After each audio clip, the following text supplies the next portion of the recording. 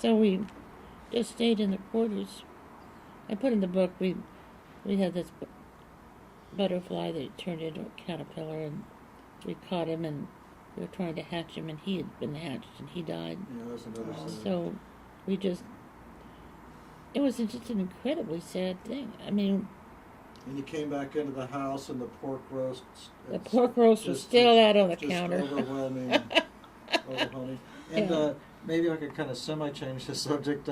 Was this a water tower next to the school? There's a couple of large white towers, but I don't know. They're all gone too. They're all gone. And I need to draw this school in that it has been demolished. That's actually a different symbol. Yeah. But I'll change that too. And then again, this one building's been demolished. But and these are still here, but they're in such horrible shape that I don't think they're going to try and build them. One of the reasons, too, when I also wrote the book, was that they, at that particular time, it had Ford Island as being the most endangered national monument, because they were thinking of just taking everything out. Just bulldozing it to the ground. All the quarters. So what they did was it's now, I don't know quite the term that they use, but it's an historical spot. And I know that our quarters have a brass plaque on the front of them that says Zuber House. When they tore down the BOQ, well, not when they reconditioned the new BOQ, they took down a plate, I think, that was in the bar of what had been the new BOQ, and put Zuber and put it there. Oh, okay. So they made the signpost out of that, or the sign out of that. Huh? They made the plaque out of that. Mm-hmm. wonderful. So how did you pass your days before they took you off? Well, there was no school. Right. And the principal, I wanted to talk to her, but they interviewed her for me. And she said that she came back to the school and landed over here. There was a boat landing over here by the school. Kids that came by boat from other parts of Pearl Harbor landed. But she came over here, and of course, by the landing, and there were so many dead bodies, you just closed the school. There was so much damage. There was no way. They couldn't have done it. I think we just walked around like somnambulists, like the Walking Dead. I mean, really did. We just went through. We ate. We slept.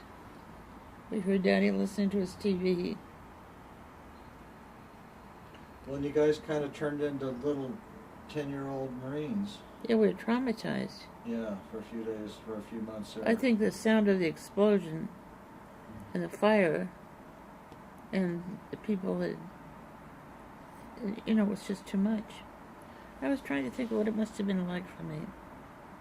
Because I would just have my 10th birthday.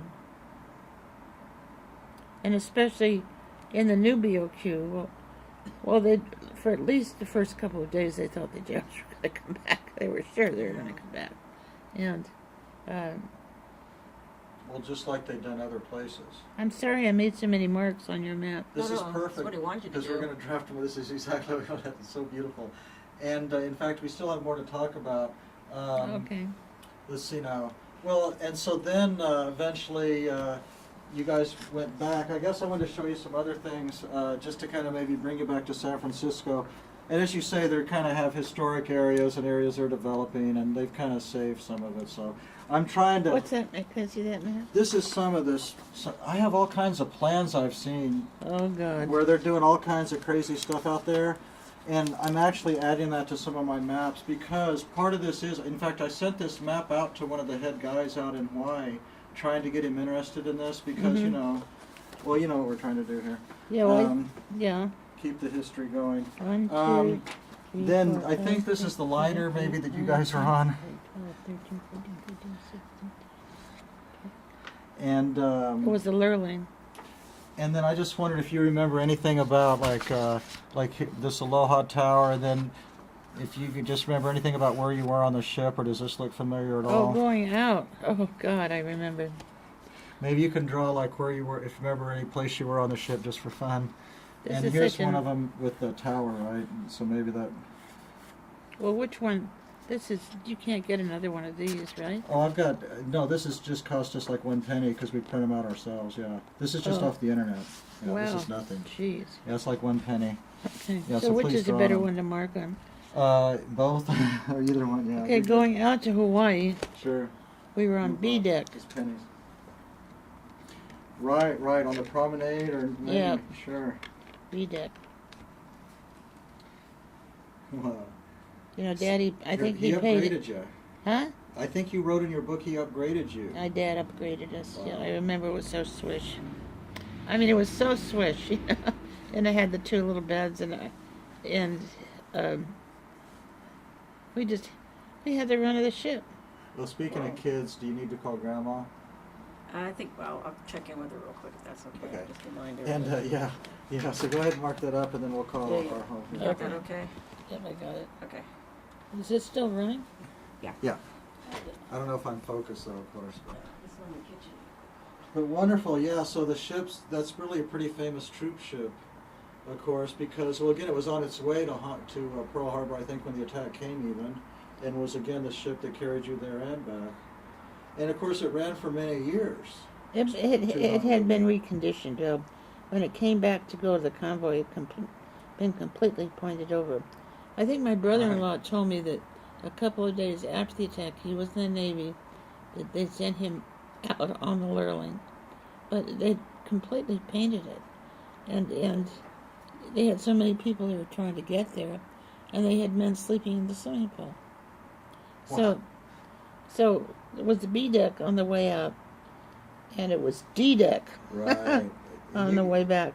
Yeah. D deck was a room that had like tiers of bunks, like this would be 3 there, 3 there, and 3 there. So it was completely encircled by tiers. And of course everybody ate by, there was not very much water because, they had so many people on the ship. It was such a beautiful ship. It really was. It's how I recognized it was, I saw that the paint had been painted over, but I could see the letters. Well, and it was such a contrast when you, depart San Francisco, the streamers, or the other people departing Hollywood, the streamers. You guys didn't have any streamers when you left. They didn't want people to know. Daddy Yeah. came down, and the people, I think we were, all I know was that it was Christmas morning, and my mother had spent the night in Pearl Harbor with Daddy. She was supposed to be coming to us. She wasn't there, and the family that we were staying with had gone to do something on Christmas morning and left us alone for a little while. And the phone call came with this man's voice that as soon as the Davidsons came back home, that they were supposed to call this number. When they called it, they found out that we were supposed to take us right down to the ship and put us in the ship. Just like that. Yeah, And just like that. so you guys, a good moment must have been when you sailed through the Golden Gate Bridge. Oh, God. I mean, they didn't tell us what port we were going to be coming into. Of course, there was different ports. It could have been Wilmington, it could have been Washington, it could have State of Washington, Bremerton, Washington. It could have been. So nobody knew because they weren't supposed to know, and the ship had taken longer. And Peggy was really terribly seasick. Yes. And that my mother wouldn't let us. She wouldn't let me The go to. gumdrops. There was no gumdrops to keep her from No. being seasick. And she, my mother wouldn't let me go to the party that they had for children, because Oh, that was one of the saddest stories in the whole book. Yeah. It was like 3 days before 10th. I'll tell it because it's probably you don't even. And your mom was something else. It seemed like Joan, reading your book, what got you through this, and nothing really gets you through this, but part of I think your lesson was that time. I want you to tell us, but part of what I got out of it was that time heals. We all kind of have to move on, but how do you do that healing? And it seemed like the strength of your father and that relationship, I think, was maybe part of something that helped you hold it together. oh yeah, we really missed Daddy. We got here to San Francisco. It was so grim. It was an inner city school, And And they were way behind. they were Right, way go behind. Ahead, go ahead, sure. Sure, I And won't tell Peggy, they thought Peggy'd gotten rheumatic fever, and so she was supposed to be taking it easy at school, not to be excited, no excitement at all. And when I went to meet her to go home from the school, and they told me that she wasn't there, that she was up in the teacher's room crying because the teacher got mad and made her stay after school. So I went upstairs. And I saw what was happening, and I looked at the teacher and I said that she was going to kill my sister.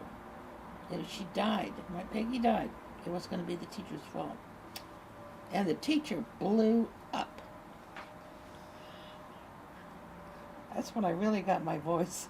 And there was all this people rushing in and taking me out of there and taking Peggy down to a place where she could rest before we went home. But I think I really got my voice there. I was so upset. But we really did look after each other. And then finally that day in the book that, how I was 10 or 11 by that time, and I'd always been interested in the heater, the heater that heats up with electric coils. And I just wondered what would happen if I stuck the thing into the heater and it caught on fire. This is at the hospital. No. Sorry. At the apartment? This was the apartment. Thank you. In that morning, the morning that Daddy came home. Anyway, it caught on fire, and I dropped it in the wastepaper basket. And the wastepaper basket went on fire, so I took over to the window, and I threw it out. All this burning stuff. 5 stories, right? Yeah, 5 stories. So my mother comes in and says that she smells smoke. What has happened? And I tell her what. So then she got terribly upset I might set the whole apartment on fire. So she got in her bathroom and went downstairs and was hosing off the Victory Garden that we put in. And then she had a friend that she would call and find out if he knew anything about when Daddy was coming home. And so she called him up and she said she just wanted to know if he knew anything about where my dad was. And the man told her, he said that Dolph was standing in his office. That was really something. So he walked over. We were so excited. We were excited. To go down on the street and wait for him to see him marching in. It was very grim.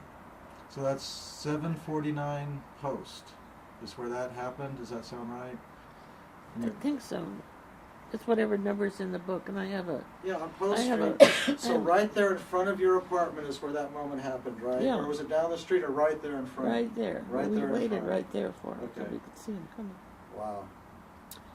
It's just... I'm talking with some of the people here who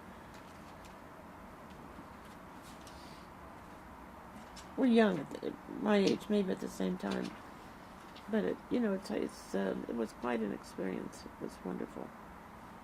It was really wonderful because that way, then things began to become peaceful again. This one's a great picture of your mom and your dad, and then this one where you're back here. There's a good one. Oh yeah. I managed to get these pictures in the book. Did I tell you how I got those? Oh, shoot, sorry. The Sherman Grimsburg Film Library. They took pictures of Mother coming down the plank. Well, Mother wanted us to look good on the ship. She didn't want us to look. My mother was very big on looking good, and she cleaned us all up. And then they came in and asked if they could interview her. It was Movie Tone News. Yes. So they interviewed her, and we walked down the plank of the ship.